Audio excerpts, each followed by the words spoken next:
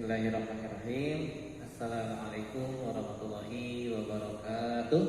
Waalaikumsalam. Innal hamdalillah, sholatan wa salamun ala Rasulillah wa ala alihi wa sahbihi wa mawalah. Rabbi shrah li sadri wa yassir li amri wa hlul 'uqdatam min lisani yafqahu qawli. Alhamdulillah, ayah dan para calon ayah, pada malam hari ini, malam Jumat seperti biasa, kita ada acara Gentleman Academy. Berarti sekarang episode yang ketiga. Dan spesial malam hari ini kita kajiannya bersama Pak Ustadz Giri. Kalau biasanya dengan Pak Syahril, karena sekarang beliau berhalangan hadir, maka digantikan oleh Ustadz Giri malam hari ini. Sebelum kita mulai, alangkah lebih baiknya kita memulai dengan mengucap basmalah bersama-sama, Bismillahirrahmanirrahim, dan juga dengan sama-sama membacakan ayat suci Al-Quran. Kita bacakan surat Al-Fatihah aja. Bismillahirrahmanirrahim. Alhamdulillahirabbil alamin, arrahmanirrahim, maliki yaumiddin. Iyyaka na'budu wa iyyaka nasta'in, ihdinas siratal mustaqim, siratal ladzina an'amta 'alaihim ghairil maghdubi 'alaihim. Selanjutnya, alhamdulillah peserta yang hadir sudah ratusan. Ini dari mana-mana ya, dari luar kota ada, dari luar negeri, dari luar alam juga insya Allah ada di sini. Dan juga warga peserta yang ada di luar sana yang sekarang menyaksikan di Instagram juga, selamat datang. Untuk mengefektifkan waktu dan sambil menunggu yang lain, kita langsung saja mulai acara ini ke acara intinya, yaitu kepada Ustadz Giri.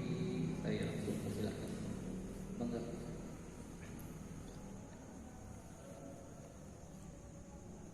A'udzubillahi minasyaitonir rajim. Bismillahirrahmanirrahim. Assalamualaikum warahmatullahi wabarakatuh. Innal hamdalillah nahmaduhu wa nasta'inuhu wa nastaghfiruh wa na'udzu billahi min shururi anfusina wa min sayyiati a'malina. May yahdihillahu fahuwal muhtadi wa may yudlil fala tajida lahu waliyyan mursyida. Asyhadu an la ilaha illallah wahdahu la syarika lah wa asyhadu anna Muhammadan abduhu wa rasuluhu alladzi la nabiyya ba'dahu. Allahumma salli wa sallim wa barik ala sayyidina Muhammadin wa ala alihi wa ashabihi wa ummatihi ajma'in fil awwalin wal akhirin. Rabbi shrah li sadri wa yassir li amri wa hlul 'uqdatam min lisani yafqahu qawli. Allahumma subhanaka la ilma lana illa ma 'allamtana innaka antal alimul hakim. Allahumma anfa'na bima 'allamtana wa 'allimna ma yanfa'una wa zidna ilman warzuqna fahman bi rahmatika ya arhamar rahimin. Allahumma la sahla illa ma ja'altahu sahla wa anta taj'alul hazana idza syi'ta sahla. Amin ya Allah ya rabbal alamin. Alhamdulillah, puji dan syukur kita panjatkan kehadirat Allah Subhanahu wa taala, Zat yang Maha Ghafur, yang Maha Syakur, yang tak lelahnya memberikan berbagai macam kenikmatan kepada kita semua. Walaupun mungkin terkadang hati suka lelah, walaupun mungkin terkadang diri ini suka tidak membantah, suka membantah terhadap perintahnya.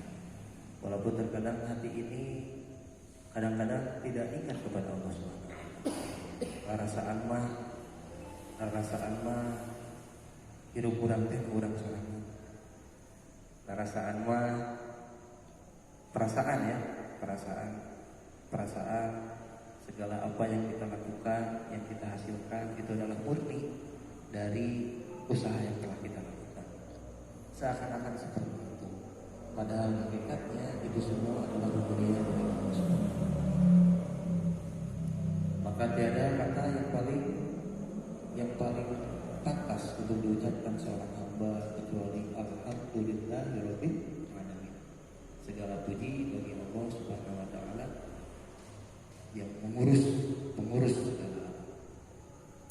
Salawat dan juga salam mudah-mudahan tercurah limpahkan kepada junjungan kita Nabi Muhammad Sallallahu Alaihi Wasallam, suatu nama yang agung, makhluk Allah Subhanahu Wa Taala yang sempurna, nyaris sempurna, yang pernah diciptakan oleh Allah Subhanahu Wa Taala, yang mana jika kita ingin mencapai ikat kepada Allah Subhanahu Wa Taala, ingin mengenal kepada Allah Subhanahu Wa Taala, ingin mencintai Allah Subhanahu Wa Taala, tiada lain dan tiada hanya jalan satu-satunya adalah mengikuti baginda Nabi Muhammad Sallallahu Alaihi Wasallam.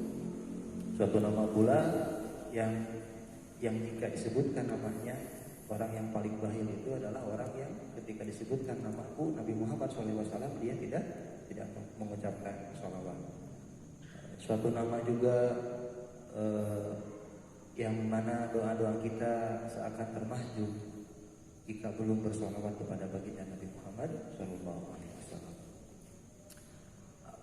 Alhamdulillah, ibadul iman rahimahumullah, dari ayah-ayah dari Hayat School dan juga kakak Fasil semua. Qadarullah kita bisa berkumpul di tempat yang mudah-mudahan mulia ini, di malam juga yang sangat mulia, Sayyidul Ayyam. Jadi kalau dalam Islam itu berganti harinya itu bukan jam 12 malam, tapi jam maghrib. Nah, setelah maghrib bulan berganti dengan hari. Maka pada malam ini termasuk pada hari Jumat Sayyidul Ayyam, hari rayanya umat Islam. Setiap minggu itu ada di mingguan itu adalah pada hari Jumat. Dan alhamdulillah pada kesempatan kali ini adalah pertemuan yang ketiganya dari seri Gentleman Academy. Salah satu perkumpulan atau salah satu kegiatan yang diadakan oleh Hayat School dalam rangka mempererat tali silaturahim, dan juga kita ajang sharing Gentleman Academy ini. Nah, insya Allah nanti kedepannya akan dilakukan di tiap hari Jumat, berarti ya, malam Jumat, hari Kamis malam Jumat. Insya Allah kedepannya juga kedepannya itu insya Allah kita juga sudah punya rencana itu akan memakmurkan ini tempat aula ini dengan berbagai macam kegiatan. Nah, salah satunya kita inisiasi dengan mengadakan kegiatan Gentleman Academy. Mengapa demikian? Mengapa harus direncanakan? Karena sesuai dengan kemarin pembahasan yang 2 kali pertemuan itu adalah tentang perencanaan, bahwasanya kata Pak Saril kemarin, hidup itu kudu punya rencana. Segala sesuatu yang tidak direncanakan kadang-kala tidak kurang berasa gimana gitu ya. Kadang-kala ada semboyan yang mengatakan bahwasanya hiduplah seperti mengalir. Saya mah mengalir seperti air, seperti air, mengalir seperti air. Artinya apa? Artinya sakit nawe. Kita perlu harus mengeluarkan usaha yang lebih. Mengapa demikian? Karena kumaha we air yang mengalir, biarkanlah seperti air yang mengalir, itu adanya. Padahal sebenarnya hidup terlalu ringkas, terlalu sebentar. Kalau seandainya itu dibiarkan mengalir begitu saja, tanpa perencanaan, tanpa planning ke depannya seperti itu. Iwatul iman rahimahullah, terkadang hidup kita itu terlalu kejam.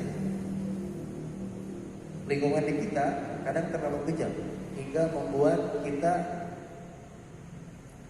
jangankan untuk beraksi, untuk bermimpi pun kita takut. Takut apa? Takut yang kesampaian. Saya gitu ya. Takut enggak banyak mimpi lah. Sesuai rumah kita kena gitu ya. Padahal dalam Quran Allah Subhanahu wa taala telah menegaskan dalam Quran surat Al-Hasyr ayat 18. Mari dibahas. Dibahas. Cepat. Yang mana? 11-12. Ini Al-Hasyr ayat 18. Allah Subhanahu wa taala mewanti-wanti kepada kita. A'udzubillahi minasyaitonirrajim. Ya ayyuhalladzina amanu taqullaha wal tanzur nafsum ma qaddamat lighad. Ya ayyuhalladzina amanu, wahai orang-orang yang beriman.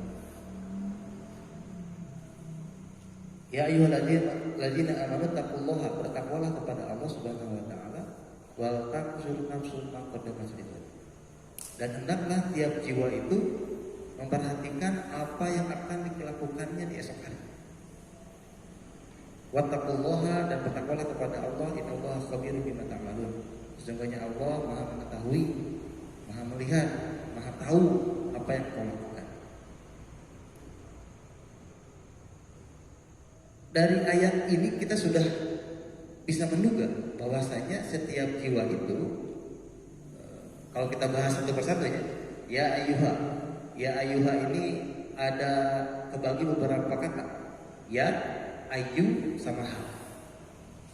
Jadi tiap-tiap kata ya ayyuha itu pasti ada 3. Ya, ayu sama ha. Dalam bahasa Indonesia diterjemahkan menjadi wahai. Ya. Ada nggak terjemahannya cuma wahai doang kan? Wahai. Padahal itu kalau dibedah secara secara tata bahasa, ya itu untuk apa, ayu untuk apa, ha untuk apa. Dalam kaidah atau gramatika bahasa Arab, ya ayuha itu kebagi kepada 3. Ya-nya itu untuk yang jauh. Jadi kalimat kata harfun nida, huruf pemanggil. Hey, nah, tapi sebenarnya ya itu digunakan untuk orang yang jauh. Nah, jadi ada kelas. Ya, ayu pertengahan. Ha, kalau ha tekan. Ha antum hajajatum. Nah itu ada dalam Quran. Ini kalian ha pakai ha. Ini atau seperti hada ini. Nah harmonida ini, ya ayuha ini seakan-akan Allah Subhanahu wa taala menegaskan kepada kita semua, ya ayyuhalladzina amanu, wahai yang imannya jauh, yang imannya mungkin sedikit, yang imannya kadar imannya tidak terlalu banyak, jauh dari Allah Subhanahu wa taala. Wahai orang yang jauh dari Allah Subhanahu wa taala. Ayu, wahai juga orang-orang yang pertengahan, enggak jauh, enggak dekat dengan Allah Subhanahu wa taala. Sama ha, wahai orang-orang yang dekat. Jadi kalau ditafsirkan lagi, ya ayyuhalladzina amanu, wahai orang-orang yang imannya mungkin sedikit, yang imannya mungkin setengah-setengah, yang imannya, kadar keimannya mungkin sangat tinggi, sangat besar, sangat banyak. Dipanggil semuanya. Enggak cuma hanya sebatas orang-orang yang berdoa. Ya ayyuhalladzina amanu tersebut. Tapi semua orang yang beriman, wahai orang-orang yang merasa dalam imannya, dalam hatinya ada keimanan. Walaupun hanya sedikit, walaupun hanya sedang-sedang ataupun yang banyak. Itu dipanggil semuanya. Wahai orang-orang yang beriman. Maka ketika ada kalimat ya ayyuhalladzina amanu, kalau kita merasa punya keimanan walaupun hanya sedikit, walaupun kadang-kala iman ini yazid wa yanqus, kadang tinggi, kadang turun, kadang sholatnya awal waktu mau ada langsung langsung wudu langsung. Kadang-kala kalau lagi nangkring gitu, lagi diem, lagi nyantai atau lagi kerja, tiba-tiba nggak kuat ini. Kenapa? Mau makan siang? Bukan. Nggak kuat apa? Nggak kuat dengan sholat. Iman lagi tinggi, lagi ngejos. Dan kadang-kala pula si iman ini udah dipanggil-panggil, hayya 'alas shalah, hayya 'alal falah. Ayo kita sholat, ayo pengen menang, ayo kita sholat, kalau pengen menang. tapi seakan-akan bukan nggak kedengeran, kedengeran adanya mah. Bahkan sekarang kan ada banyak aplikasi dalam HP yang apa notif adan memberitahu kalau bahwasanya ini telah masuk waktu sholat. Kedengaran adanya mah, bukan nggak kedengaran. Tapi kadang-kala hati ini keimanannya nggak begitu tinggi, nggak begitu ngejos. Kadang-kala lalai dengan berbagai hal, apapun itu. Nah, kembali lagi kepada ayat yang tadi, ya ayyuhalladzina amanu, wahai yang imannya, yang merasa, nah yang merasa ada iman dalam hatinya itu dipanggil. Maka ketika ada kalimat ya ayyuhalladzina amanu, yang merasa ada keimanan dalam hatinya, siap-siap. Kenapa siap-siap? Pasang telinga. Pasang telinga. Maka para sahabat Nabi Muhammad SAW itu ketika ada ya ayyuhalladzina amanu, oh itu ada apa? Pasti ada kabar. Ada kabar yang sangat menggembirakan, atau ada kabar yang sangat mengejutkan, atau ada kabar yang sangat penting untuk kita simak. Pasang telinga baik-baik, pasang mata, jangan ngantuk. Ya ayyuhalladzina amanu, wahai orang-orang yang beriman, apa? Ada bewara dari Allah Subhanahu wa taala. Ya ayyuhalladzina amanu taqullaha ittaqullah. Takwalah kepada Allah Subhanahu wa taala. Dasarnya takwa. Yang pertama dasarnya takwa. Ya ayyuhalladzina amanu taqullaha wal tanzur nafsum ma qaddamat lighad. Setelah perintah bertakwa, wal tanzur, maka hendaklah melihat. Hendaklah melihat, kalau dibedah secara nahwiyah itu adalah fi'il mudhari. Hendaklah melihat. Kalimat perintah untuk orang ketiga. Hendaklah setiap jiwa itu melihat ma qaddamat lighad, apa yang telah ia perbuat lighad untuk hari esok. Hendaklah memperhatikan apa yang telah kita perbuat untuk hari esok. Apa? Hari esok tersebut, apakah besok? Hari Jumat?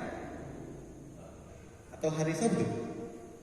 Nah, dalam tafsir Ibnu Katsir diterangkan bahwasanya lighad tersebut adalah untuk hari jauh sebelum jauh setelah dunia ini berakhir, untuk ke akhirat. Hendaklah setiap jiwa, kalau kita terjemahkan secara ini ya, secara Indonesiana mungkin, Allah alam. Tapi bisa masuk seperti ini. Wahai tiap jiwa, wahai orang-orang yang beriman, bertakwalah kepada Allah. Dan hendaklah setiap jiwa, setiap orang yang punya jiwa dalam dirinya, setelah bertakwa itu, hendaklah buat rencana untuk hari esok. Untuk kapan? Ya untuk hari esok. Bisa di dunia ataupun di akhirat. Karena dunia ini adalah tempat untuk beramal. Untuk apa? Untuk akhirat. Maka ini bisa menjadi dasar sebagai manajemen perencanaan. Manajemen perencanaan seorang muslim, di mana setiap jiwa itu harus merencanakan apa yang akan dia lakukan. Harus merencanakan apa yang dilakukan, tapi ingat sebelumnya harus bertakwa. Ini yang kadang-kala bisa membuat seseorang stres. Ketika banyak berencana dan semuanya rencananya itu adalah gagal. Akhirnya mengatakan, buat apa berencana jika untuk gagal? Ngapain berencana? Kalian lihat nggak sesuai sampai jerat kan? Tahu sampai jeratnya? Sampai jerat apa?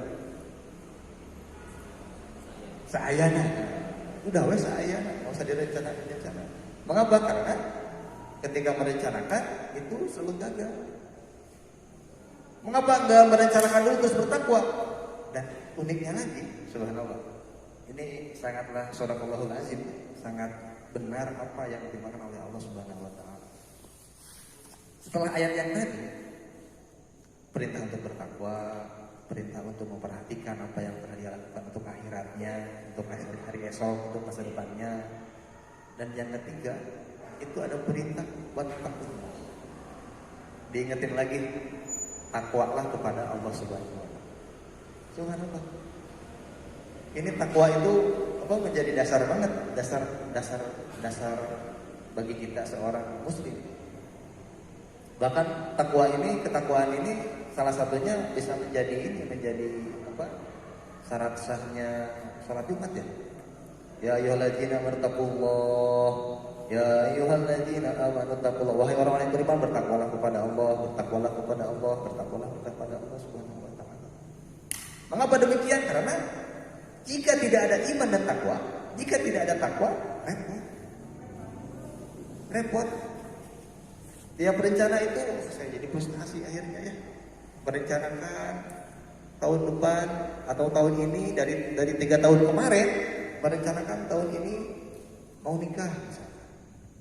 Tapi ternyata karena satu dan lain hal gagal untuk menikah. Repot, frustasi. Tidak membuat hati menjadi tidak tenang.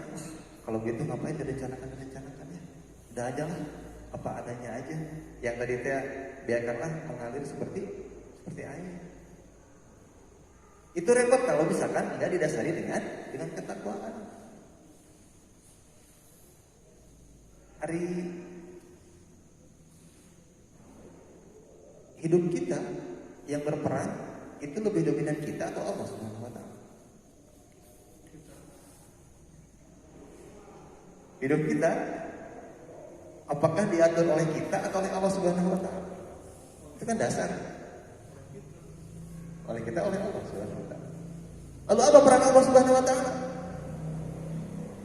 Bukankah Allah Subhanahu wa taala itu adalah alhamdulillahirabbil alamin yang mengurus, jangankan alam dunia, alam yang lain pun diurus oleh Allah Subhanahu wa taala. Rabbul alamin. Alamin itu adalah jamak dari kata alam. Rabbul alamin. Rabbnya segala alam, yang mengurus segala alam. Rabb mengurus segala alam. Apakah hidup kita diurus oleh Allah Subhanahu wa taala atau tidak? Atau kita merasa diri kita mengurus diri kita sendiri? Hidup orang rumah orang. Karena saya seperti itu.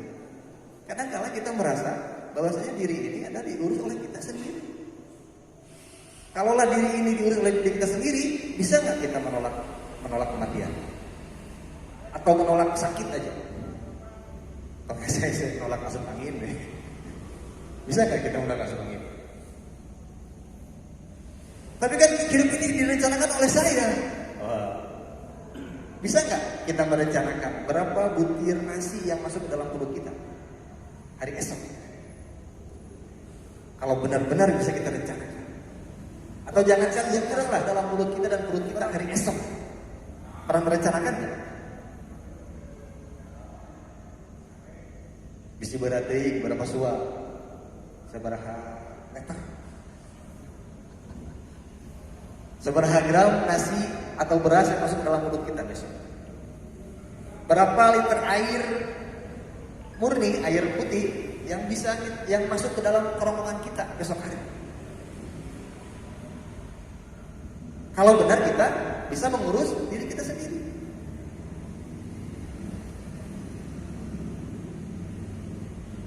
Karena kita merasa diri kita diurus oleh diri kita sendiri, jadi ribut. Merasa diri bisa, jadi ribut. Tapi kan saya sudah sekolah, saya kan sudah kuliah, udah tamat SMP, SMA atau kuliah dan sebagainya. Apakah itu bisa jaminan bisa mengurus diri sendiri? Lalu di mana Allah? Sangat benar, Subhanallahul azim. Saya sangat beriman kepada Quran yang tadi dibacakan dalam Quran surat Al-Hasyr ayat 8. Takwa dulu. Perbesar dulu ketakwaan, yakin dulu sama Allah Subhanahu wa taala kalau berencana. Sehingga ketika kalaupun gagal, takwa bermuka Allah Subhanahu wa taala. Ada pepatah Arab yang mengatakan ana uridu wa anta turid walakin Allah yaf'alu ma yurid. Ini sangat indah tata bahasanya. Saya punya keinginan, Wa anta turid. Kamu juga bisa punya keinginan. Saya punya kehendak. Kamu juga bisa punya kehendak. Walakin Allah yaf'alu ma yurid. Akan tetapi Allah akan melakukan apa yang Dia mau. Allah akan mengejawantahkan, Allah akan merealisasikan apa yang Dia mau. Sehingga ketika kita berencana, kalaupun gagal, biarin ada Allah aja. Cuman kadang-kala karena kita dicekoki dengan materialisme, kadang-kala karena kita sering iman itu dikikis sedikit demi sedikit, hingga paham kita itu lebih condong kepada berbentuk materi. Jadi lebih mengandalkan diri sendiri. Ada Allah di mana peran Allah di mana? Bukankah kita diurus oleh Allah Subhanahu Wa Taala? Bukankah bahkan seseorang yang sholat subuh berjamaah di masjid, fi dzimmatillah, ada dalam jaminan Allah Subhanahu Wa Taala. Lawan kita kurang sholat subuh berjamaah di masjid, ada masalah, kenapa harus hari Jumat? Berencana gagal, kenapa harus hari Jumat? Nah, kita ada di dalam bizimatillah, dalam jaminan Allah Subhanahu Wa Taala. Nah, ketakwaan ini jarang sekali kita pupuk. Berencana. Kan kalau berencana bisa jadi KB. Keluarga berencana. Tahun berapa? Tahun 80-an-nya. 89 dulu itu zaman almarhum Soeharto itu. Keluarga berencana. Sekarang juga masih ya keluarga berencana ya? Masih ada nggak? BKKBN ya? BKKBN.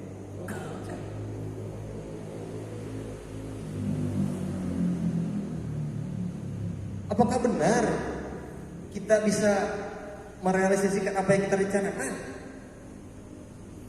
Tapi kan ada teori afirmasi, teori psikologi, bahwasanya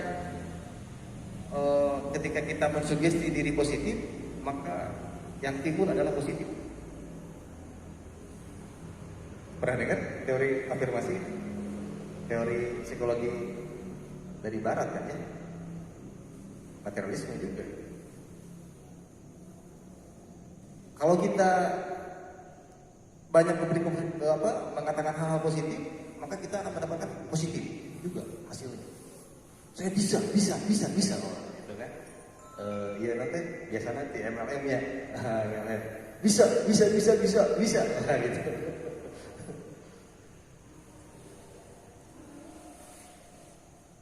Seperti ada yang mengatakan, oh maaf, tapi bukan artinya nggak benar juga, ada benarnya juga. Tapi kadang-kala peran Allahnya itu dihilangkan. Jadi banyak orang yang stres. Sholat mungkin sholat, zikir mungkin zikir, tapi nggak bisa bikin tenang, tenang. Kalau banyak itu, zikirnya ratusan, maksurat itu tiap makanan tiap pagi dan petang. Aktivitas ritual pagi dan petang, maksurat, tapi kenapa? Kok nggak tenang ya? Hati-hati. Jangan-jangan kita nggak iman sama Allah Subhanahu Wa Taala. Hati kita lebih condong kepada materi daripada kepada Allah Subhanahu Wa Taala. Allah kan goib ya, nggak kelihatan kan? Allah maha goib. Bisakah kita percaya kepada sesuatu yang tidak ada, nggak bisa kelihatan sama mata? Abstrak kan? Nggak mungkin kalau kita nggak punya iman kepada Allah Subhanahu Wa Taala. Nah, maka ngomongin tentang nyambung sama yang kemarin, ngomongin tentang perencanaan hidup, ngomongin tentang rencana ke depan seperti apa, nikah resolusi tahun 2023 misalkan nikah 2023 mau umroh atau tahun sekian itu malah dibalikin. Padahal Sungai Nil pada zaman Nabi Musa mungkin nggak seaman zaman sekarang.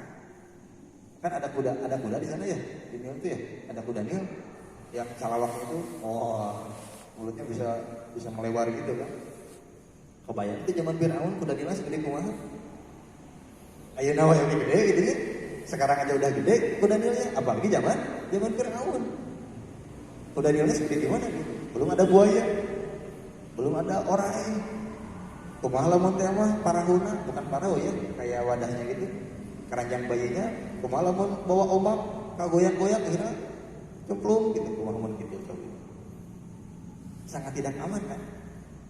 Tapi karena iman, ya ada iman, perintah Allah. Lanjutkan. Ayo. Tapi apa iwadul iman yang terjadi kemudian? Maka kemudian keranjang bayi tersebut ditemukan oleh ibunya, oleh istrinya Firaun, Siti Asia, Asia, Aisyah, Siti baliknya Siti Asia. Ditemukan akhirnya bayi mungil tersebut yang tidak berdaya, Musa kecil ya, Nabi Musa ketika kecil, ketika bayinya masih balita, ditemukan masuk bahkan ke jantung pertahanan rezimnya Firaun. Cenah ieu subhanahu wa ta'ala. Kadang-kadang kan kita mendikte ya kepada Allah. Ya Allah, harusnya bukan seperti ini ya Allah. Rencanaku bukan seperti ini ya Allah. Beratku cenah. Apakah engkau tidak mengetahui apa yang aku rencanakan? Kadang-kadang kita berlebihan kepada Allah Subhanahu wa ta'ala, subhanallah. Kadang-kadang kita mendikte kepada Allah Subhanahu wa ta'ala seakan-akan apa yang kita rencanakan itu adalah yang terbaik bagi kita. Padahal enggak begitu. Ya. Itu perencanaan kadang-kadang juga bisa mengikis keimanan dan ketakwaan. Maka shadaqallahul azim. Maha benar Allah dengan firman-Nya. Maha benar Allah dengan Al-Qur'an-Nya. Wattaqullah. Takwa juga kepada Allah, 2 kali takwa nanti. Innallaha khabirum bima ta'malun. Sesungguhnya Allah Subhanahu wa taala mengetahui apa yang kita lakukan, apa yang kita rencanakan, apa yang kita harapkan. Gitu ya. Wallahu a'lam bishawab. Mungkin kita lebih kepada diskusi aja ya. Rahmat ya. Diskusi aja. Itu mungkin pembedahan salah satu ayat dalam Al-Qur'an, Quran surah Al-Hasyr ayat 18. Yang mudah-mudahan dengan pembedahan ini bisa menambah ketakwaan kita kepada Allah Subhanahu wa taala. Bisa makin yakin bahwasanya yang Maha Perencana itu adalah Allah Subhanahu wa taala. Semoga bisa menambah keimanan kita kepada Allah Subhanahu wa taala. Apa yang kita lakukan belum tentu baik bagi kita. Apa yang kita rencanakan belum tentu itu yang terbaik bagi kita. Tapi sesungguhnya Allah itu Maha mengetahui. Allah ilmunya meliputi langit dan bumi. Masa depan kita ada di tangan Allah Subhanahu wa taala. Tinggal kita mau menambah ketakwaan atau tidak. Mau menambah keimanan atau tidak. Wallahu a'lam bishawab. Shadaqallahul azim. Wa nahnu 'ala dzalika minasy syahidin. Selanjutnya mungkin kita akan kita diskusi aja ya. Barangkali ada asumsi yang lain atau kita sharing aja. Itu mungkin waktu dan tempat kami persilakan kepada kalangan atau Jazakallah khairan kepada Ustaz Giri atas penyampaian materinya. Luar biasa sekali tentang seberapapun kita merencanakan sesuatu tetaplah harus dilandasi dengan keimanan dan ketakwaan. Sedikit ringkasan yang tadi disampaikan oleh Ustaz Giri bahwa pembahasan kita salah satunya adalah tentang Quran surat Al-Hasyr ayat 18 bahwa masih berkaitan sebenarnya dengan episode sebelumnya tentang kita merencanakan kehidupan, dan bedanya di sini bahwa setiap rencana yang kita buat, yang kita rencanakan itu memang harus didasari dengan keimanan dan ketakwaan, sehingga ketika rencana kita gagal sekalipun kita tidak akan menjadi stres, depresi, putus asa, dan ketika sukses pun kita tidak akan sombong bahwa kesuksesan itu mungkin hanya berasal dari saya, tetapi kalau dilandasi keimanan, kita yakin bahwa kesuksesan kita itu adalah hanya titipan dari Allah. Itu mungkin ringkasan intinya dari materi yang sendiri. Selanjutnya saya buka sesi open discuss kepada para jemaah. ayah dan calon ayah, silakan jika ingin sharing atau berbagi atau boleh berbagi pengalamannya yang berkaitan dengan yang kita diskusikan malam hari ini. Silakan, ada mungkin.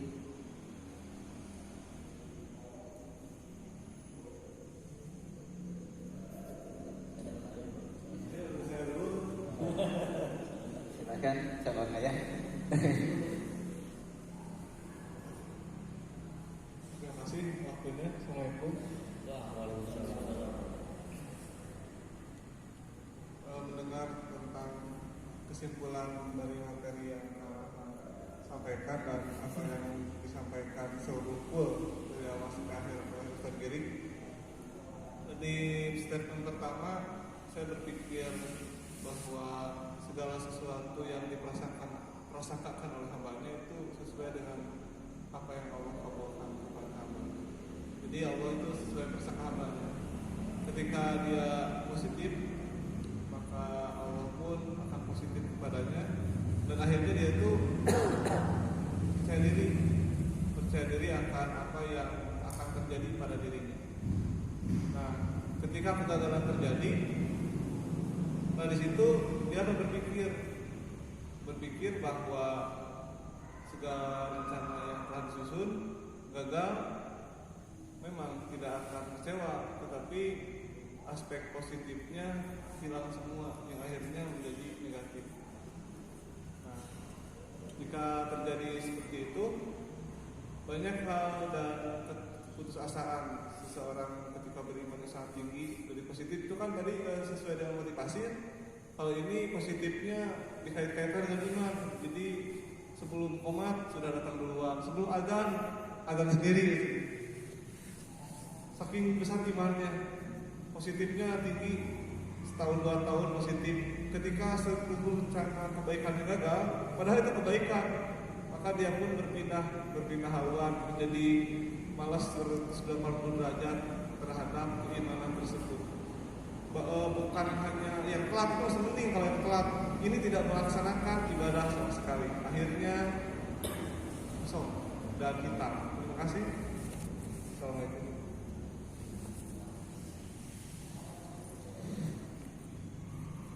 Cek.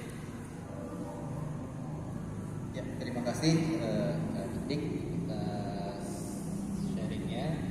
Dari tadi itu tentang ada hadis juga yang berbunyi ana indadzonni abdi bi, kata Allah bahwa Allah itu saya sesuai dengan prasangka hamba terhadap saya. Saya kira ada tanggapan dulu tentang yang disampaikan dari Kak Dik.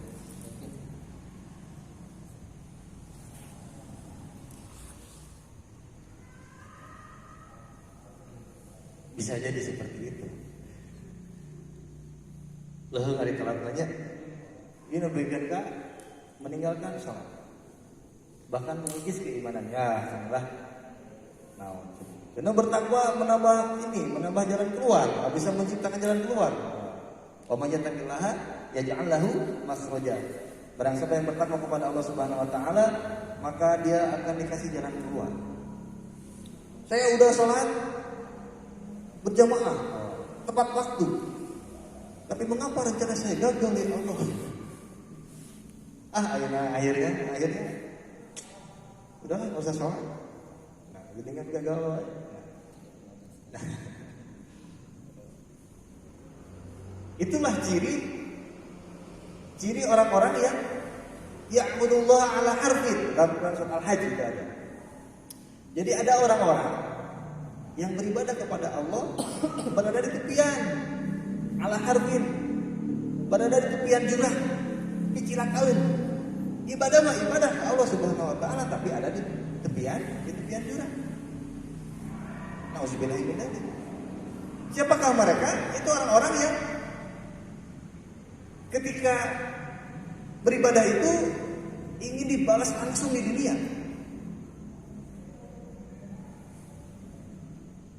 Ketika dia beribadah, kemudian dia mendapatkan kesenangan duniawi, ya tambah beribadah, tambah meningkat keibadahnya, tambah naik imannya, tambah senang. Tapi ketika ditimpa musibah, keburukan-keburukan yang menimpa kepadanya dalam masalah duniawi,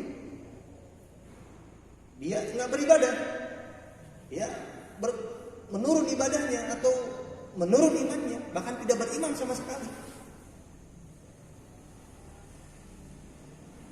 Nah itu orang-orang yang ya'budullah ala harfin, orang-orang yang beribadah kepada Allah tapi ala harfin, di tengah tepian, di tepian jurang. Dicilaka.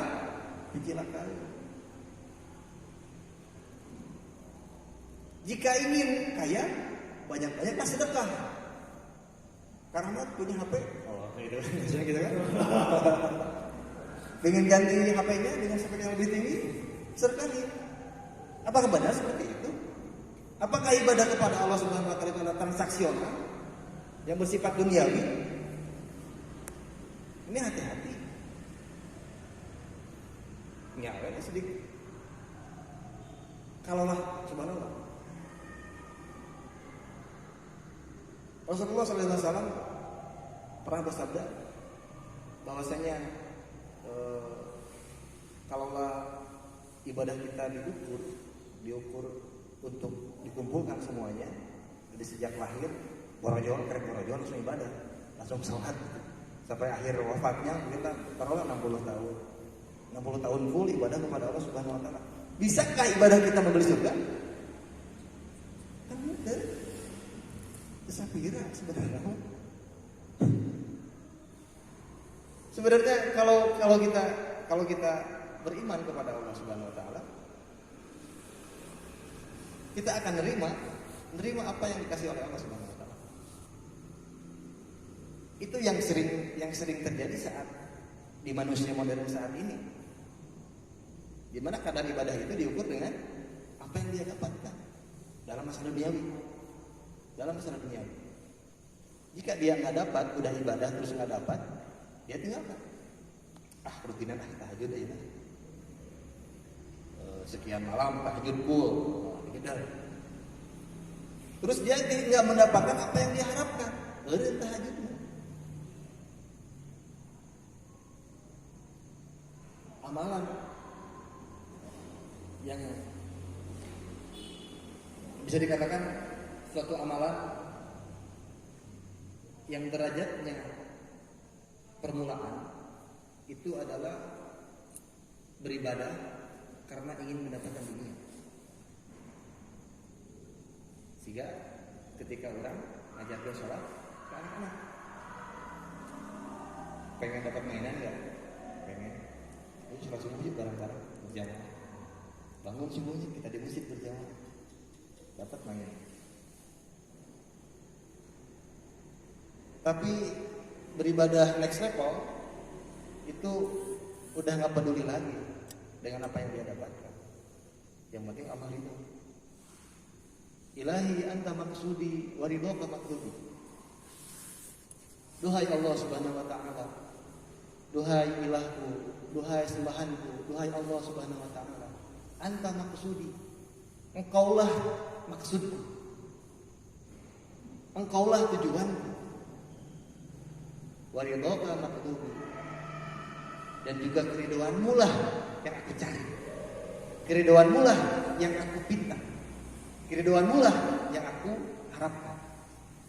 Maka ya Allah yang aku, dan itu lebih menenangkan dalam hati. Maka ketika orang-orang yang mengamalkan, subhanallah ya, ada yang menyarankan baca ini, baca zikir ini untuk mendapatkan kekayaan, baca zikir ini untuk mendapatkan kekayaan, baca zikir ini, baca Quran ini, surat ini, amalkan amalan ini agar urusannya diberikan oleh Allah Subhanahu wa taala. Enggak apa-apa. Karena doa kita yang diajarkan oleh Allah Subhanahu wa taala dalam Quran surah Al-Baqarah itu adalah Rabbana atina fid dunya hasanah wa fil akhirati hasanah. Ya Allah, peliharalah kami ya Allah, rawatlah kami ya Allah di dunia ini dengan kebaikan. Juga pelihara kami ketika di akhirat nanti dengan kebaikan, enggak apa-apa gitu. Cuman itu adalah level pertama. Seperti sebagaimana ketika kita mengajak anak-anak dan diiming-imingi dengan permainan. diiming-imingi dengan es krim, iming-iming dengan mainan. Itu buat melatih keimanan nggak apa-apa. Cuman ketika suatu saat nanti kita nggak dapat apa yang kita harapkan, apakah masih suka beribadahnya? Apakah masih suka infaknya? Jadi ibadah kepada Allah Subhanahu wa taala itu bukan bersifat transaksional. Di mana ketika saya sholat, seketika saya akan mendapatkan emas misalkan. Ketika saya sholat subuh berjamaah, seketika juga saya akan mendapatkan tiket umroh. Nah, gitu kan? Kan ada ya hadis yang itu yang barang siapa yang sholat subuh berjamaah di masjid, kemudian diikuti dengan zikir, baca Quran, tidak dengan ngobrol, diam di masjid hingga waktu syuruk. Ada yang mengatakan disebut doi, pada juga mengatakan naik dari itu menjadi hasan. Kemudian sholat 2 rakaat, sholat syuruk ya, sholat syuruk itu pahalanya itu seperti haji dan umroh, sempurna, secara sempurna pahalanya. Ada 2 seperti itu. Apakah terus kalau misalkan kita berharap pengen haji atau pengen umroh, sholat syuruk kan nggak dapat. Apakah kita masih sholat syuruk? Apakah kita masih beritikaf di masjid? Nah, itu kan pertanyaan. Tapi ketika kita ilahi anta maksudi, ya Allah, engkaulah maksud tujuanku ya Allah. Engkau yang aku cari ya Allah. Engkau adalah keinginanku ya Allah. Aku hanya ingin kamu ya Allah, hanya ingin engkau ya Allah. Waridhoka matlubi, dan juga keridhoanmu lah yang aku cari, yang aku harapkan, yang aku dambakan. Mau dikasih apapun dia akan menerima. Mau dikasih apapun dia akan bersyukur. Jadi memang benar. Tadi ada salah satu hadis yang Rasulullah SAW bersabda, "Ana inda uzanni abdi bi." Aku berdasarkan prasangka hambaku. Ya. Dan kadangkala kita berencana A, Allah puterin dulu nih. Allah puterin dulu. Keliling dulu. Akhirnya nyampe, cuma berkeliling dulu. Enggak semulus yang kita harapkan. Justru di sana letak ujian. Di sana itu kenikmatan, wah subhanallah. Betapa Allah ingin kan ketika kita berdoa, ya Allah, beri hamba kekuatan ya Allah.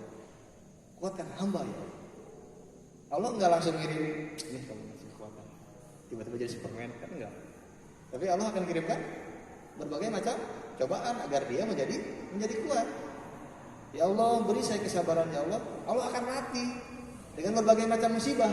Allah akan latih dengan berbagai macam cobaan. Ketemu dengan orang-orang yang bikin dia marah.